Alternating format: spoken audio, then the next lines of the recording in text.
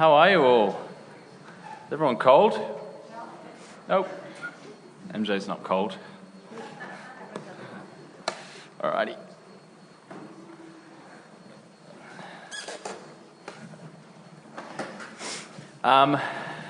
If you are new here, welcome. We are Westcity. My name's John. I'm one of the team here. And we often refer to ourselves as a church as family. And I've really struggled with that over the years because it's one of the strangest but perhaps most fitting things to describe ourselves as, because there's almost nothing more dysfunctional in the world than family. But it's a really strange concept with family, because if you don't have a dysfunctional family, congratulations. Everybody else does. But I think it's a really unique kind of social construct, because, I mean, in my family, and I'm not sure about yours, I've got people who, if they weren't my family, there is absolutely no way I would tolerate them. Like, ever. You know how you meet someone? They say that first impressions are formed in the first 10 seconds. So after about 10 seconds, you're like, we're not going to be friends. You don't say it out loud, but you just sort of check them off, and you're like, that's cool. I love you because I'm a Christian, and I'm sure there's people in this community who will be much better for you than I will, but it's not going to work. But with family, you don't really get that opportunity. You have to, because you're family, right? You're stuck with them. And that's perhaps not the most inspiring place to begin. But there is something powerful in using the analogy of family to describe the church, because what it means is that we are connected and we are committed. And you are allowed to be dysfunctional. You're allowed to be broken, because so am I, and so is everybody else. And we'll stick with each other, sometimes because we want to, sometimes because we have to, but we're family. And that's a really beautiful thing. We've been going through a series just over the last 2 or 3 weeks called The Practices That Form Us. And we've been just looking at some of the rhythms of our community and some of the things that we do that we hope inform who we are. Kind of the underlying theme is that people like us do things like these. And people like us who do things like this become people like this. And it's a strange kind of concept, but we looked at baptism on the first week. And Phil looked at baptism by saying that baptism is your entrance into a new family. It's the beginning of a new world where you kind of leave behind all of the things that you were and become something new. But the unique thing about this family is that we're all defined by Christ, which means that we leave behind all of our old divisions. All the things that used to separate us between each other, they're gone. And we're now family. We're an in Christ family. There's nothing that holds us back. Kelly last week talked about service, about foot washing, and that was a real struggle because I'm a big sort of footophobe. I don't know what the language is. I'm sure there's a technical term. But I hate feet.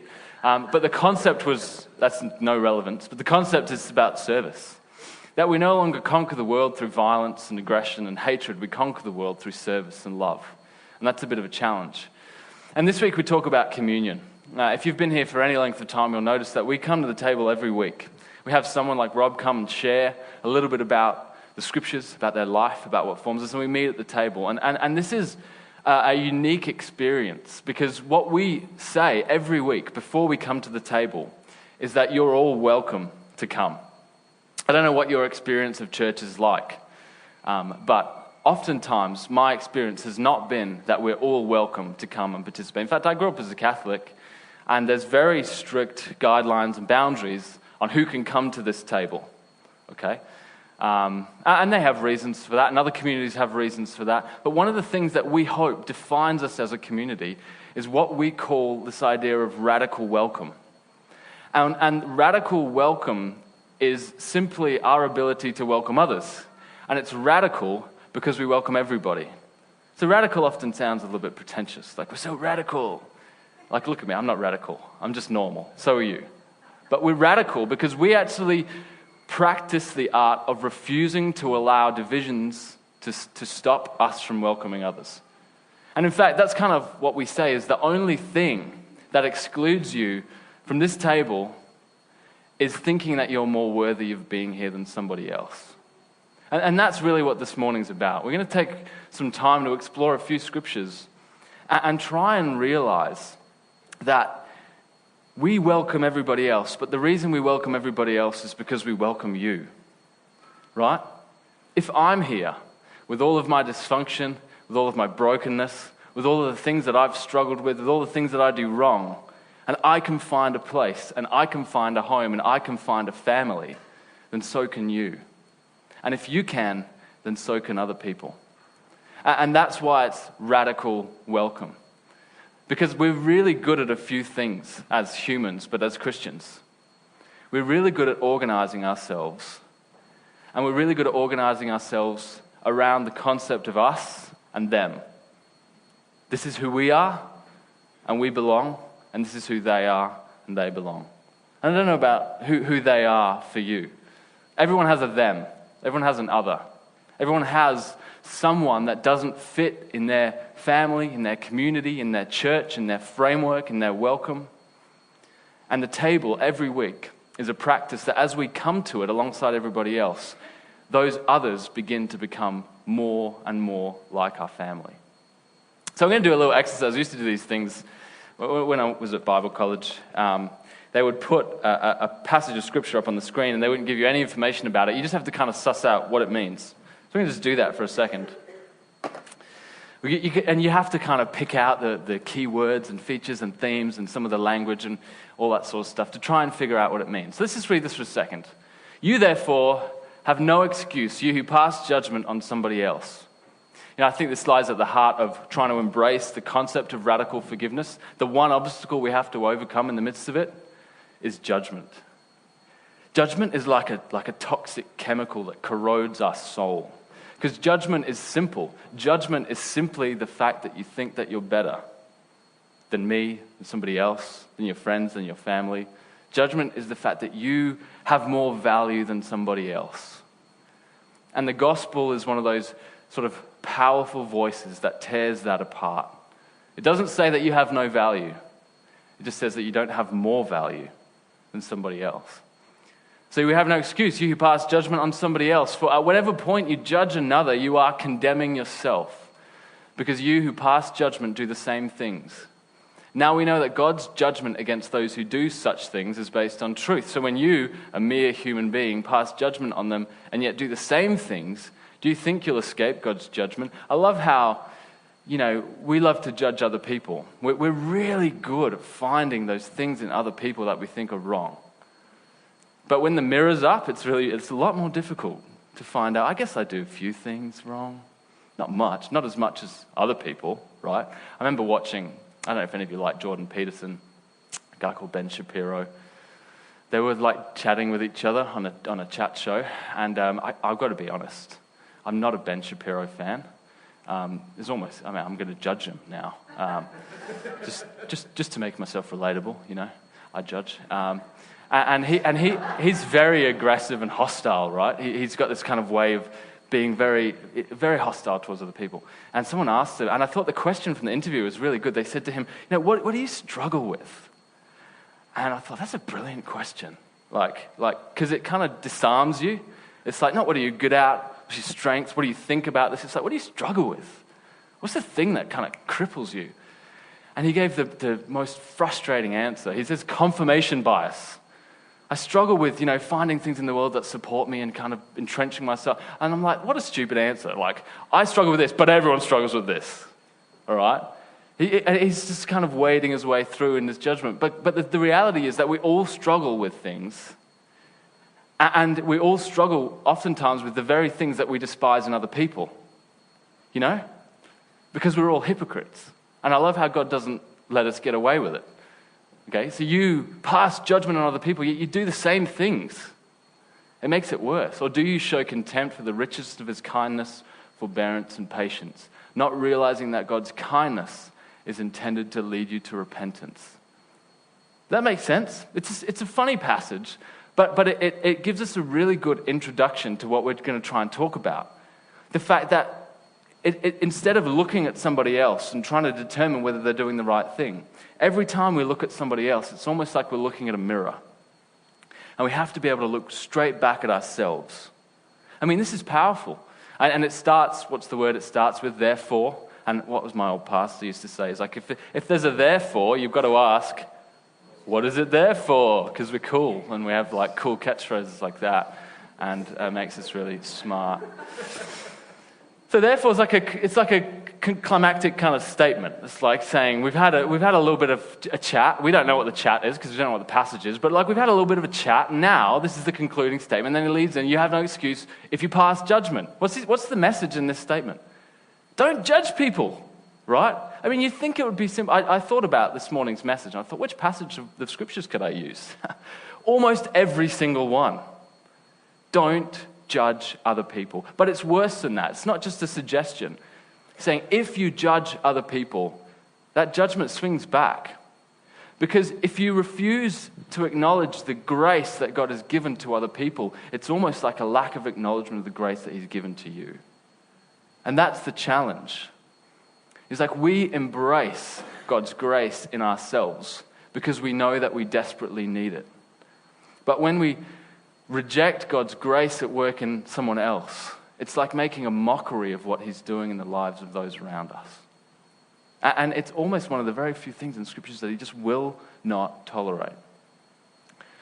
I'm fascinated by how the Bible's been used in human history. If you've been paying attention, we, at times, as Christians, have been excellent at practicing not judgment, at loving. But there are a few moments in history where we haven't necessarily been excellent. And I want to read you a passage. And I mean, it's a great passage. And it comes in Genesis 9. Some of you will be familiar with this passage and some of you won't. It comes after there's a big flood. Noah builds a big boat, kind of jams a whole bunch of animals on it. And then the flood goes, and then this is post-flood. This is Noah not quite knowing what to do with himself anymore because he's had the whole flood thing. He's out of work. And so this picks up the story from there. Genesis 9, verses 18. The sons of Noah who came out of the ark were Shem, Ham, and Japheth. These were the three sons of Noah, and from them came the people who were scattered all over the earth. Noah was a man of the soil, and he proceeded to plant a vineyard. So he's trying to make a living for himself now. But when he drank some of his wine, he became drunk and lay uncovered inside of his tent. Okay? So it was a rough night. We've all been there. Ham, the father of Canaan, saw his father naked and told his two brothers outside. Which I think is really funny because that's exactly what most of us would do. Be like, ha! Come on, check it out. But Shem and Japheth took some garments and laid it across their shoulders, and they walked it backwards and covered their father's naked bodies. Goody two-shoes. So Ham walks into the tent after a rough night, and his dad is butt naked on the floor, and he goes, "Hey boys, come check this out." And they just have that moment to like laugh or to be all, I'm not going to rise to this. Maybe you always don't rise to it. I'm the Ham in this situation, okay? I'm like losing it because this is a funny situation. So anyway, they go get a garment and they carry their father out backwards so that no one can see. Their faces were turned the other way so that they wouldn't see their father's nakedness. When Noah awoke from his wine and found out what his youngest son had done to him, he said, "Cursed be Canaan." Which is a strange thing because Ham was the one that did this terrible thing. And Noah is so enraged that he says, "Cursed your son, cursed be Canaan, the lowest of the slaves will he be to his brothers." He also says, "Praise the Lord, the God of Shem. May Canaan be the slave of Shem. May God extend Japheth's territory. May Japheth live in the tents of Shem, and may Canaan be the slave of Japheth." After the flood, Noah lived 350 years. Noah lived a total of 950 years, and then he died. Good life expectancy. This is a strange moment. Noah has too much wine, strips off, falls asleep in his tent. Ham comes in, sees him naked, goes and tells his brothers. And his brothers come in and do what was probably more appropriate, cover his father up and then take him to try and restore his dignity. So Ham is in the wrong here. But what Noah does as a response is decides to curse the house of Ham, right? It's a funny name, House of Ham, and say, "Cursed be your descendants forever." It's one of those stories that you can kind of lose yourself in going, okay, I think that's an overreaction.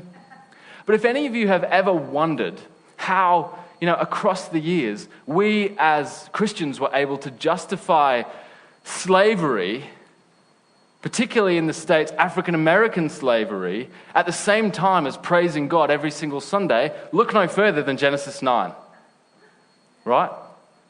And you might be asking the question, okay, so where can I find African Americans in this passage? All you need to do is find a way to link Ham and Canaan to African Americans or people with dark-colored skin, and hey presto, you have the perfect justification for God-ordained slavery. And that was it. This is the text.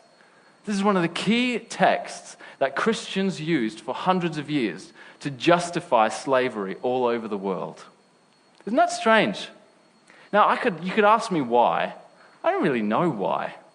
I mean, I know why we had slaves, and I know what this text says, but how they got linked, I'm not sure. But what I do know is they took a study halfway through the 20th century, and they surveyed preachers, particularly in North America, to try and determine, what kind of passages they were preaching, and less than 5% of people preaching in an evangelical context had any other different way of seeing that text than slavery of people with dark skin. Right? This is ridiculous. Strange. Never underestimate the Bible's ability to be used to create divisions between us. And we look at that now and we think, how on earth did we allow that to happen? But the reality is 50, 60 years ago, if I was preaching this text as anything other than a God-ordained justification for slavery, I'd be a heretic. And that's a terrifying thought. Luckily, we've grown out of that. Right? The passage I want to focus on this morning comes from Romans. And I think it's one of the most powerful passages we have in the Scriptures.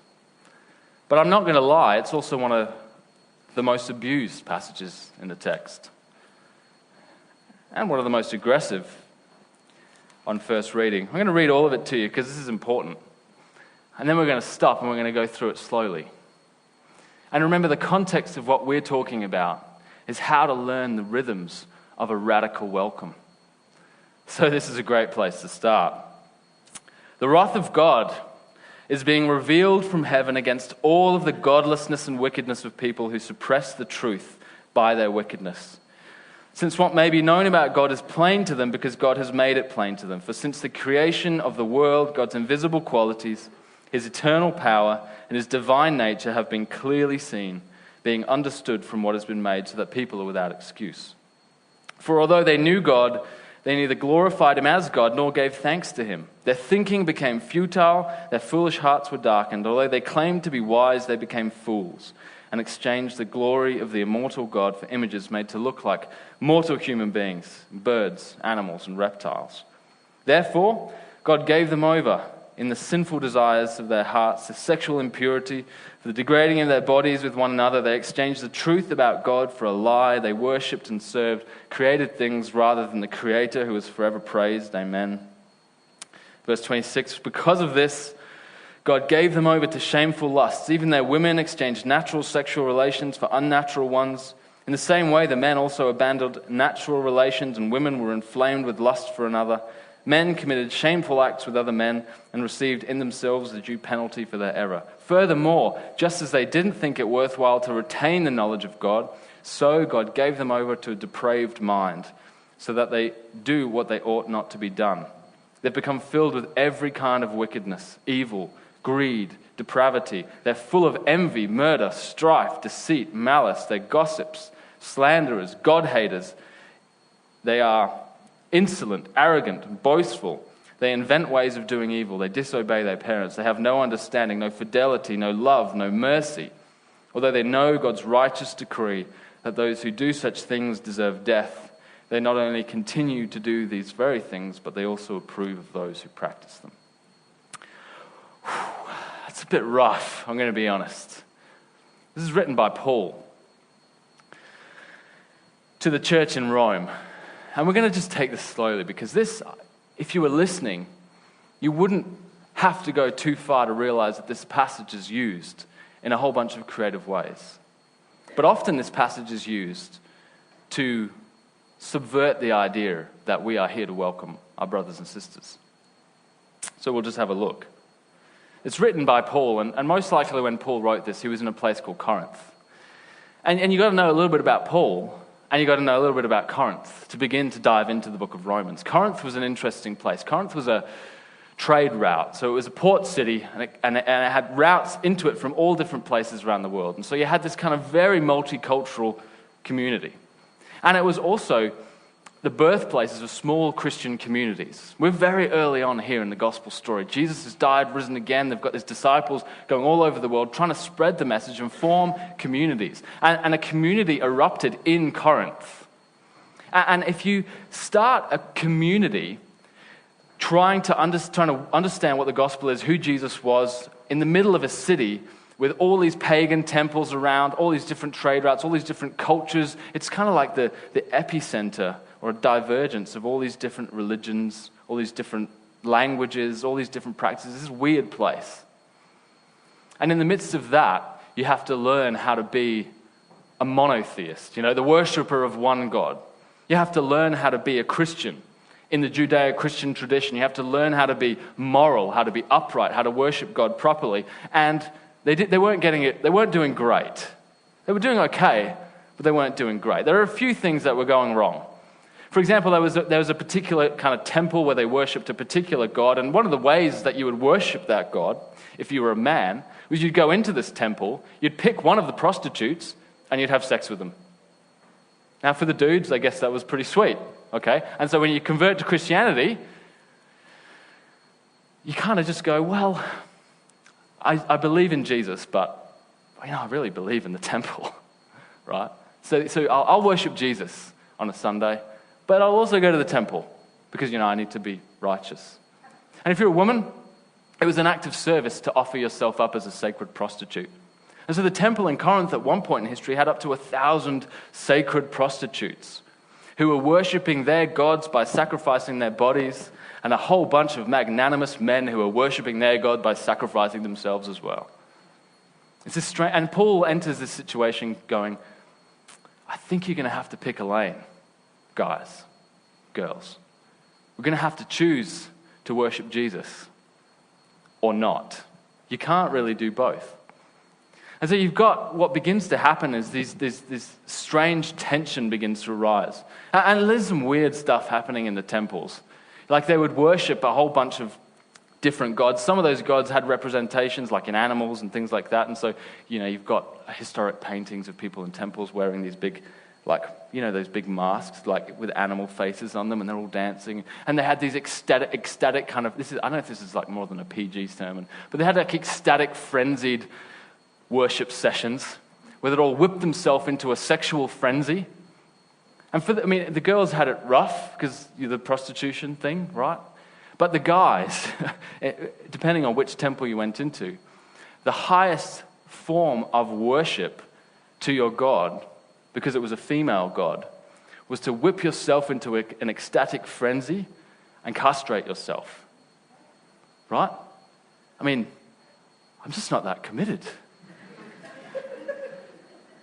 But they were then seen as eunuchs, as priests.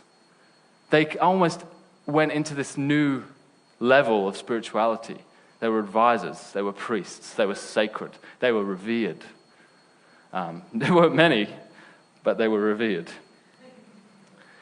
And so Paul's writing, and we've got to consider that the gospel is breaking out all over the ancient Near East and Mediterranean worlds, right? And so you've got to try and figure out how to be a follower of Jesus in the midst of all of this stuff that's happening all around you. Now, if you were a Jew coming into a Christian, a Jew that had converted to Christianity, you don't have to deal with all of this nonsense because you're very pious. You've had a long history of worshiping one God in the right way, right? And so as a Jew, you kind of look at the Gentile pagans and go, idiots, disgusting, that's gross. If you're a Gentile and you've come to faith, you go, pious snobs, right? They don't know what we've had to deal with. And so when Paul is speaking to the church in Rome, we've got this really unique cultural situation where you have both Jews and Gentiles in the same church trying to figure out how to worship Jesus together. But there's a rivalry that begins to emerge between the Jewish Christians and the Gentile Christians. The Jewish Christians think they're better because they have worshipped Yahweh for their entire life. They know how to do it. They've been circumcised. They're better. The Gentiles think that they're better. They haven't been circumcised, but they don't need to be. They're free in Christ. And the Jewish people, they don't seem to get that. So you've got the Jews thinking that they're better, the Gentiles thinking that they're better. Everyone's stuffing it up. And Paul is going, this is why I have no aspirations to pastoral ministry. Because you're just dealing with these tensions all the time, going, just settle down. Why don't you just love each other? So this is the context of Romans. Paul is speaking from his context in Corinth, observing all this horrific stuff that's also breaking out in Rome, all over the world. And he's talking to this group of people who are trying to be in the same church, but they hate each other. And so the first half of Romans is written to the Jewish people, trying to say, settle down. Remember your history, it's important. But it's not important enough to say that everybody else's experience is illegitimate. The second half of Romans is written to the Gentiles, going, settle down. I know that you're free in Christ, you've got this new life, etc., but you've got to remember that these guys have been following God for a long time. So Romans 1:18 is a conversation between Paul and the Jewish Christians in Rome. It says, the wrath of God's being revealed from heaven against all the godlessness and wickedness of people who suppress the truth by their wickedness, since what may be known about God is plain to them. It's simple argument. He's saying if you claim to know God but you do stupid stuff, you make a mockery of what God is about. You might say that it wasn't easy or you didn't know, but God's reality is everywhere. That's what he's saying. God's invisible qualities are obvious.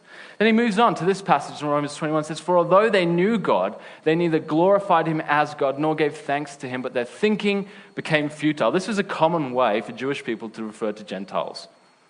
To refer to the futility of their mind, the darkness of their understanding. So their thinking became futile, their foolish hearts were darkened. Although they claimed to be wise, they became fools and exchanged the glory of the immortal God for images made to look like mortal human beings, birds, animals, and reptiles. That is a reference to the temple. Does that make sense? And so I want you to observe the dynamics. Paul is an exceptional communicator. He takes people on a journey. And we learned something, when I was learning how to speak, called persuasive speech, right? Persuasive speech is where you start by proposing a concept that people will not really agree with. But over the next 30, 40 minutes, by taking small steps, I'm going to try and bring you on side, right? By using humor, by smiling, open posture, and small steps that you can agree with. By the end, you're going, oh, yeah, no, I can agree, right? It's persuasive speech. It's social manipulation. It's great. Happens every Sunday. But now I've told you, so it's all falling apart. Now you're like, I'm not accepting anything you say anymore. So Paul is talking to the Jewish people in a way that they would be very comfortable with. Why? Because he's talking about the Gentiles. And they love talking about the Gentiles. He's saying, look at them. They say that they know God, right? But nothing that they do gives us that impression. Have you ever had that conversation with someone? Man, they call themselves a Christian. But I know what they did on Friday night. They planted a vineyard, drank too much wine, and they were butt naked in their tent. I know the truth. And then he hears this reference. And it's a very particular reference. It's a reference to the temple. They're worshipping God. They're claiming that they know Jesus. And yet they're going to the temple and worshipping animals and creatures and all this. And they're getting caught up in this ecstatic experience. And you're a Jew and you're going, oh, this is disgusting. Am I right? Is that what we're doing? Yeah. I missed a slide.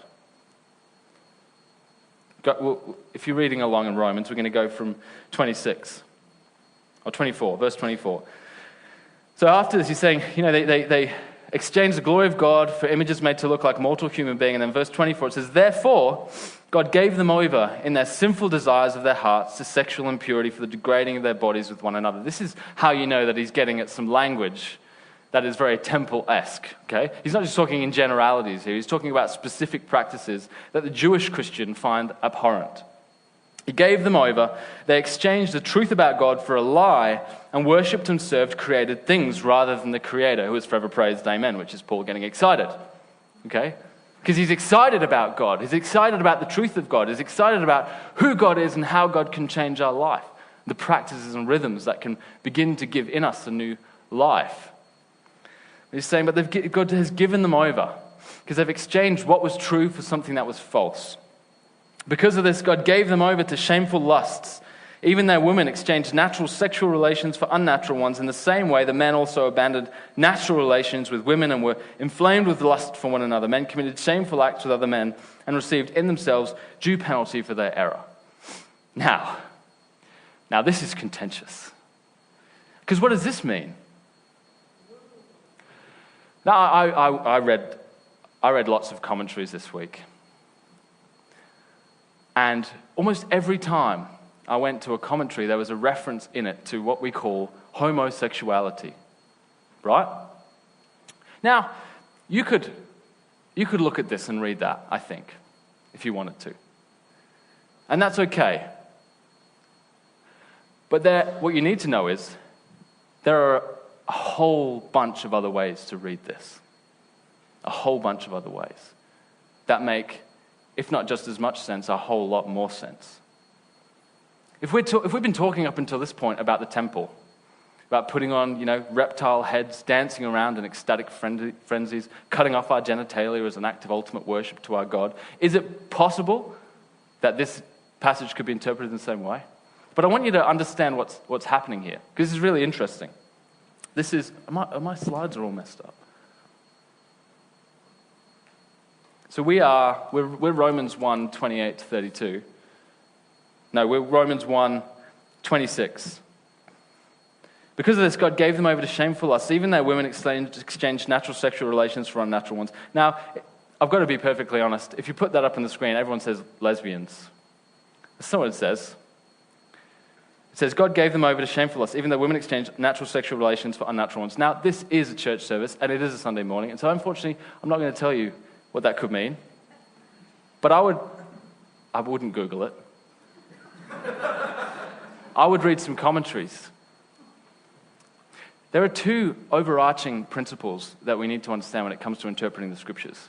I think we've already seen that the Scriptures are as beautiful as they are dangerous when it comes to creating divisions and oppressing people. Two key texts, two key things that have been observed by Christians throughout history that oftentimes we forget. The first one is that we absolutely must refuse to import modern social realities onto ancient texts. We must refuse to import modern social realities onto ancient texts. If it didn't mean it back then, that's not what it means today. That make sense? And that's a difficult one. Second key principle is referred to what's called actualizing the text.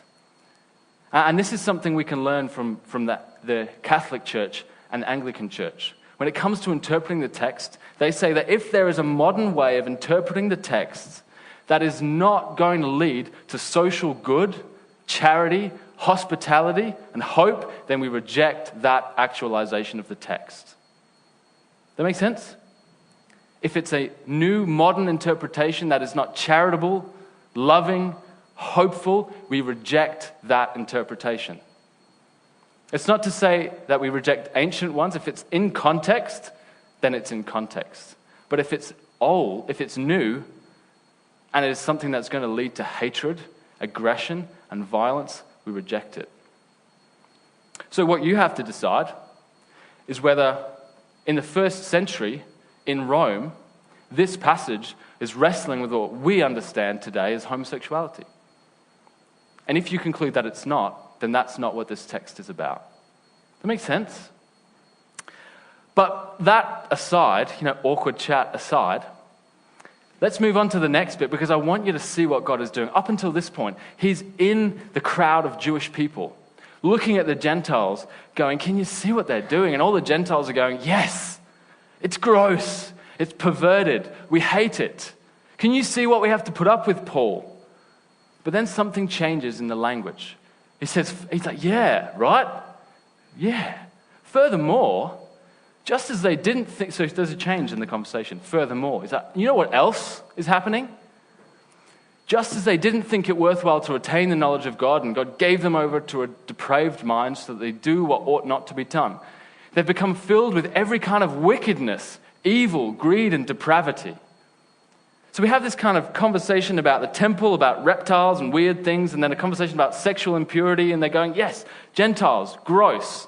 Furthermore, God's given them over to a depraved mind. They do what ought not to be done. They become filled with wickedness, evil, greed. They're filled with envy, murder, strife, deceit, malice. They're gossips, slanderers, God-haters. Can you see what's beginning to happen if you're a Jewish person talking to Paul? Previously, you were thinking about the temple and all your perverted Gentile friends, going, those guys suck. Now you're going, ooh, there's a couple of things in here that I might be guilty of, right? So Paul's taking him by the hand and he's going, let me tell you a story. And this is where the story begins to change. They're full of envy, murder, strife, deceit, malice. They're gossips, slanderers, God-haters. They're insolent, they're arrogant, they're boastful. At this point you're going, okay. They invent ways of doing evil, and this is the kicker for me. They disobey their parents. Not just because it's not really comparable, I don't know, but because what's disobeying your parents? The Jewish people would recognize that. It's one of the commandments. This is the moment where they're like, damn, he's talking about us. That makes sense? Paul's a genius. They disobey their parents. They have no understanding, no fidelity, no love, no mercy. This is a sucker punch, right? He's led them along the way, cast their gaze at the people that they despise the most. But then just when they think that he's giving them license to look at others in hatred, violence, aggression, they realize that what they're staring at is a mirror. And it's themselves. And they can't hate themselves. Although they know God's righteous decree, here it is. God's righteous decree. Everything that the Jewish people have lived by for years. Although they know God's righteous decree that those who do such things deserve death, they not only continue to do these very things, but they also approve of those who practice them. Ouch. Not only do you look at the people who are doing all those perverted things in the temple, but you approve of them because you need to hate them. It makes you feel better. But not only are they doing all these horrific things, so are you. And by the end of it, they're going, oh, that sucks. But it doesn't quite finish there. Because if you learn anything at Bible college, it's that if you're going to read a passage, you've got to read before it and after it, right? So let's just keep going past Romans 1. This is where the chapter and verse in the scriptures becomes really problematic. Chapter and verse was invented in like 13th century. I'm really grateful for it because it helps organize like a lot of stuff. What you have to realize is chapter and verse is something that's supposed to help guide you through the text, but every now and again they make a critical mistake, like Romans 2. And Romans 2 begins with a therefore. And if it's therefore, you have to ask what? What is it there for? I'm not going to do that again. It's just cheesy. But it's a climactic summary statement saying, because of everything we've just talked about, this is my final point. What's my final point? You therefore have no excuse who pass judgment on another person. That's right. I tricked you.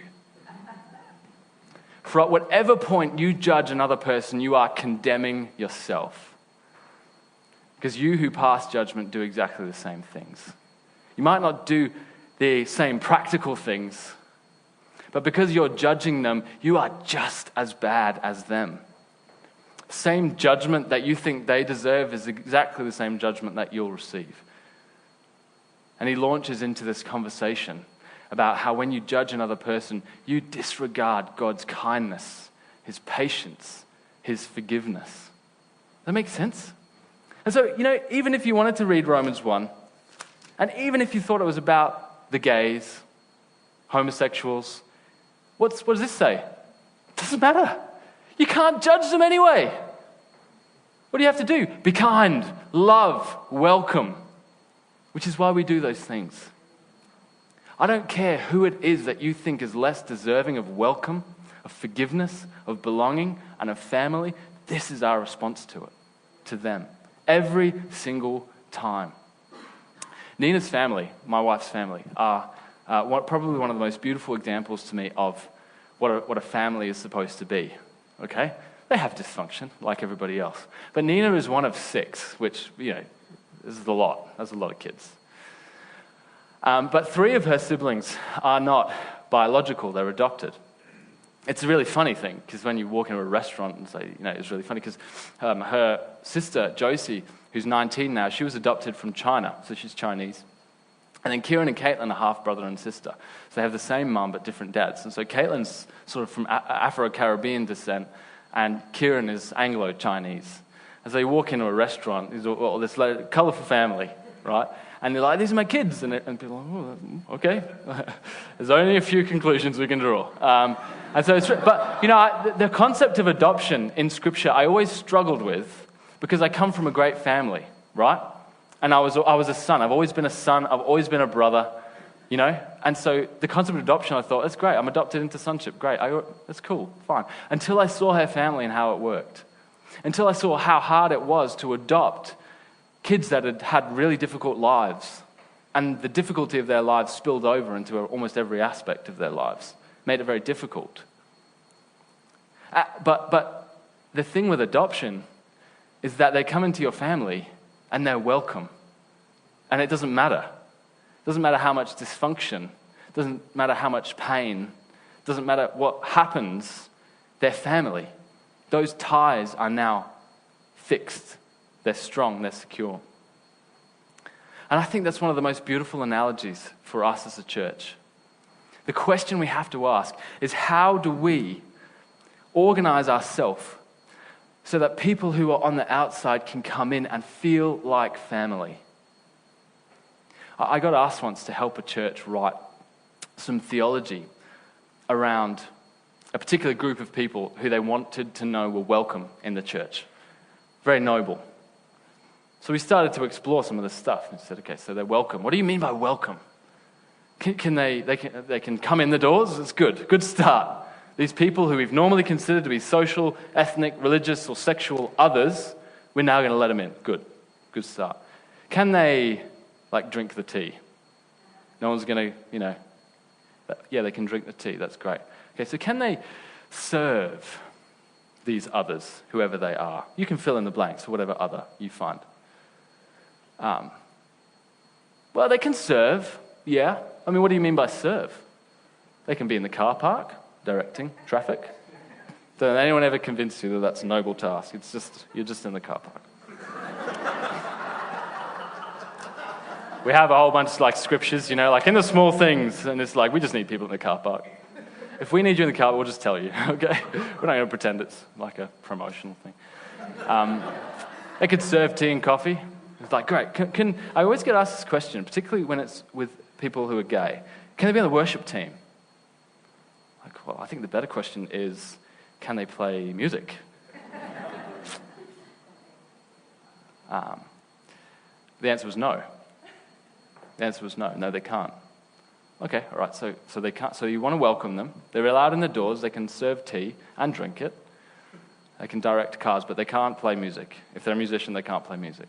Can they lead? Can they lead? No, they can't lead.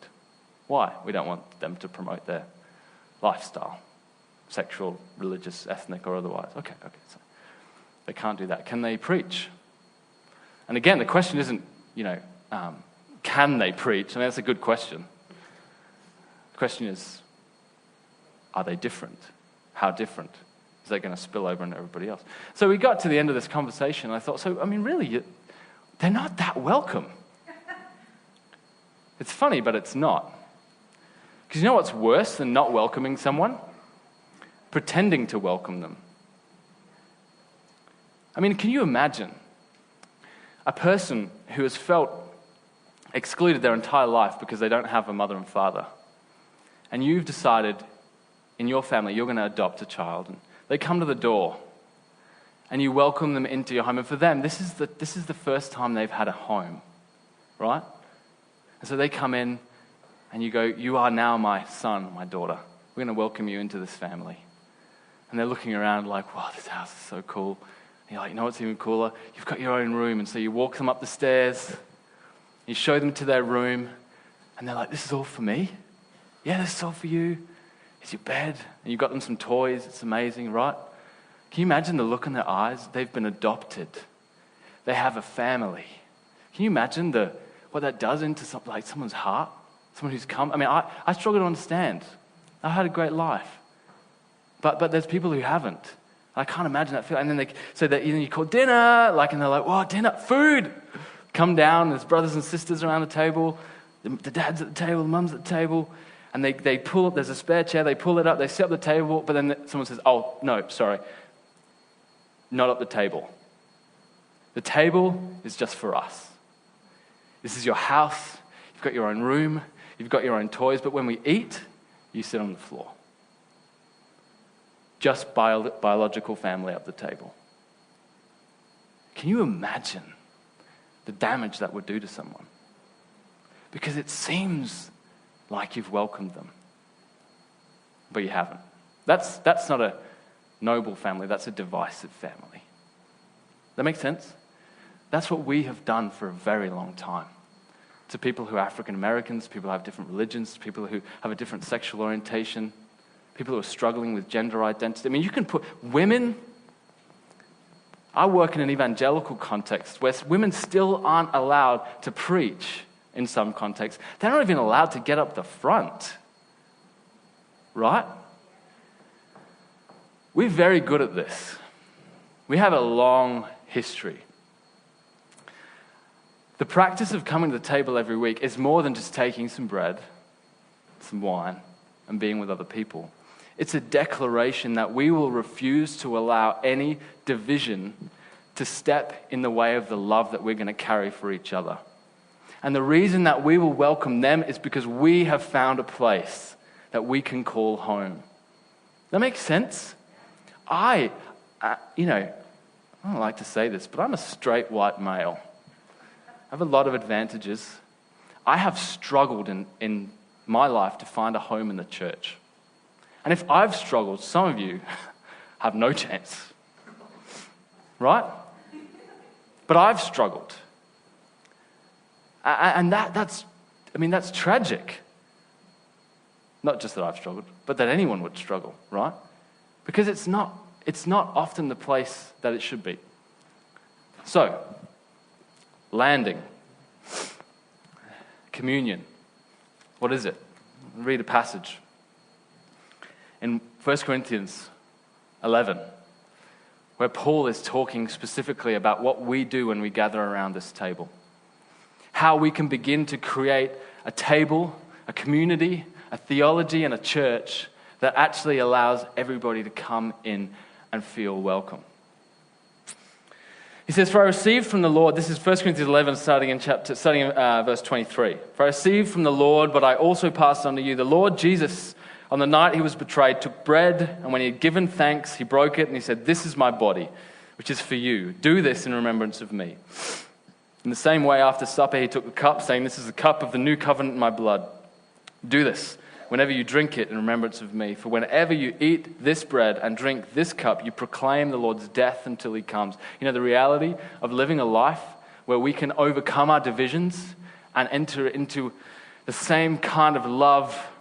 We would extend the same kind of love that we've received to everybody else, no matter how we see them. And overcoming that, you need to die first. I don't think we can do it without a death. We have to die to all of our hatred. We have to die to all of our aggression. We have to die to all of our pretense and all of our judgment. We have to die first. That's what baptism is. Baptism is the beginning.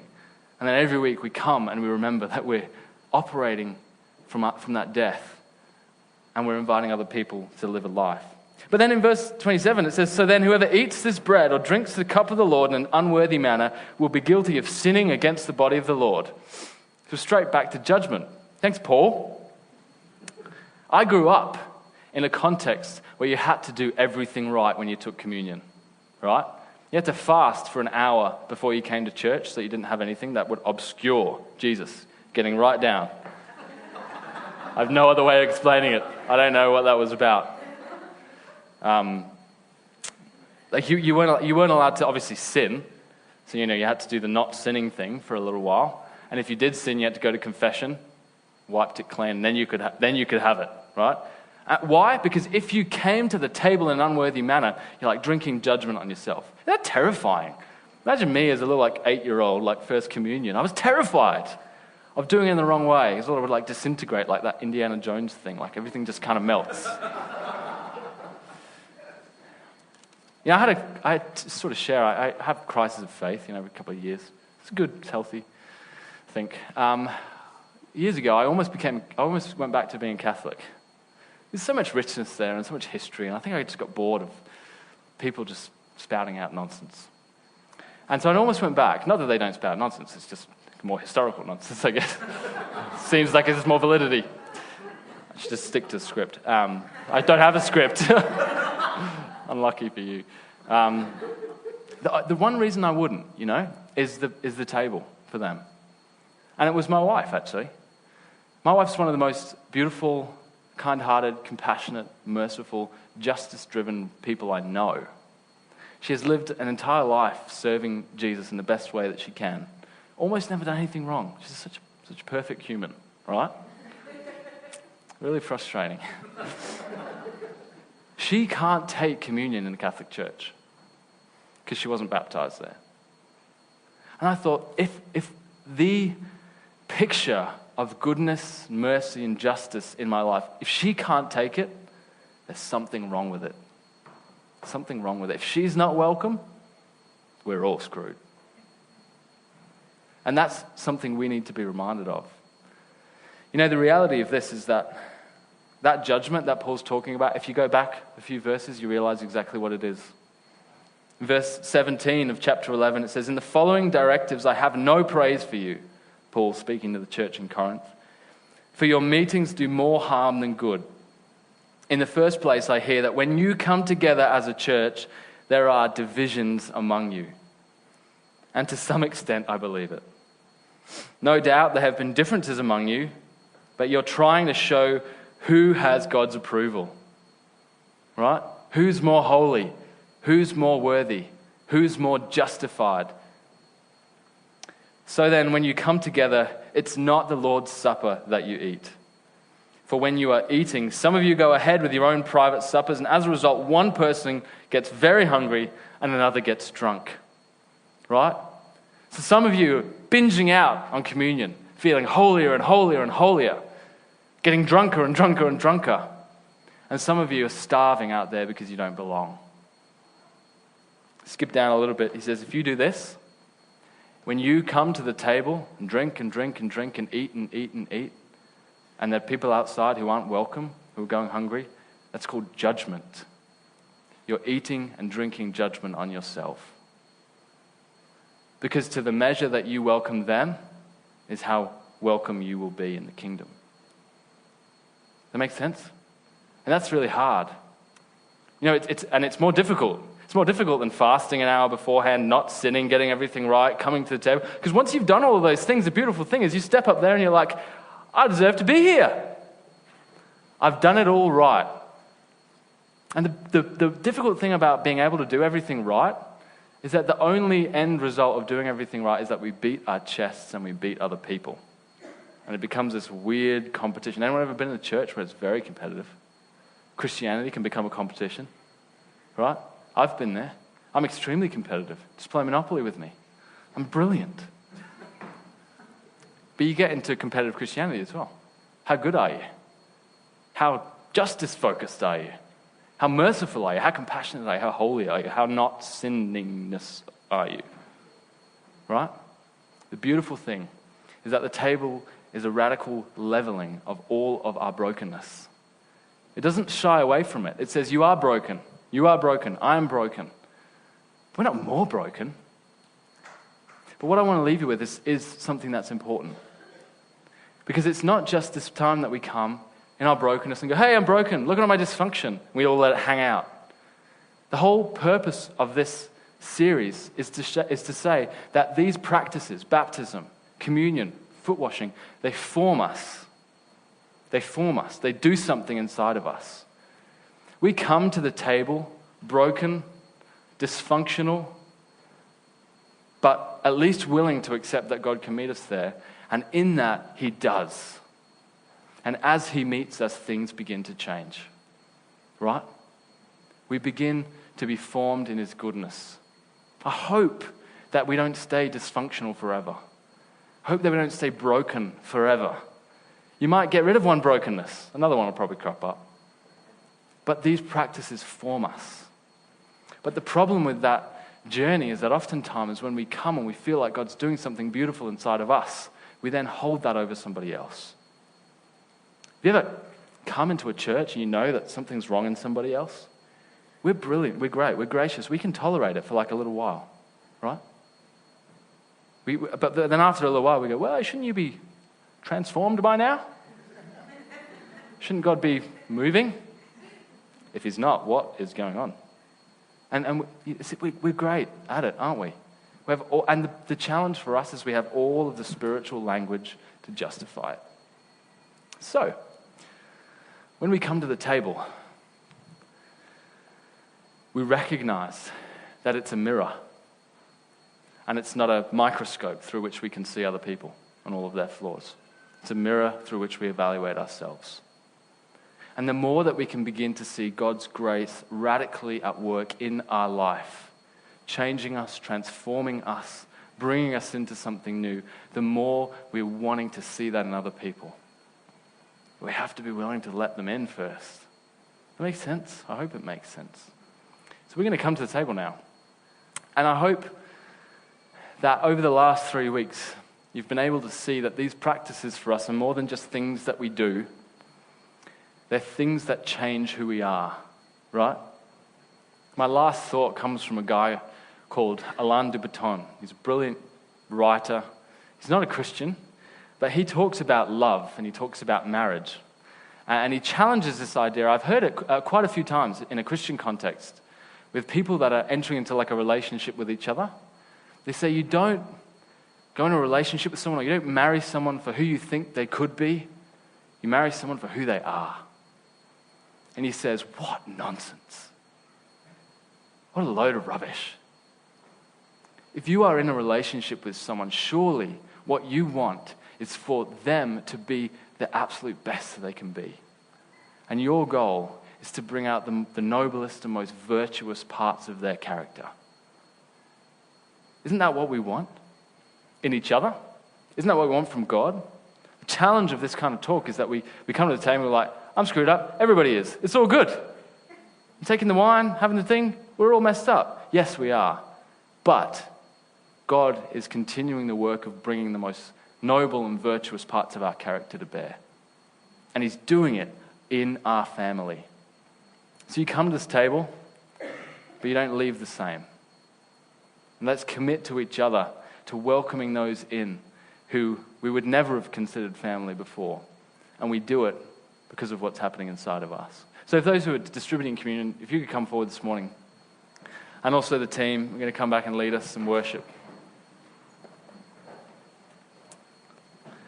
And we're going to say the thing that we say every single week when people come. It's an invitation. And it's an invitation for you to come. And it's an invitation for you to come no matter who you are. And if I haven't been clear enough, I think I have, but if I haven't, you can come to this table if you're a Christian, and you can come if you're not. You can come if you're straight. You can come if you're gay. You can come if you're not sure. You can come if you're black, or you're white, or you're any color in between. You can come if you're a man. You can come if you're a woman. You can come if you aren't sure. You can come to this table, and we will welcome you. We'll break some bread off and say, this is the body of Christ. You dip it in the thing and we'll say, it's the blood of Christ. It's broken for you and it's shed for you. But let's commit to being part of a family who allows these things to form and change us, because God is at work here. So this is a table, not of the church, but of the Lord, and has been prepared by those, for those who love God and for those who want to know God more. So come, you who have much faith, and you have little. You who come here often and you who come for the first time. You who have tried to follow and you who have failed. Come because it is the Lord who invites you, and it is God's will that those who want Christ should meet him here. When you're ready, feel free to come.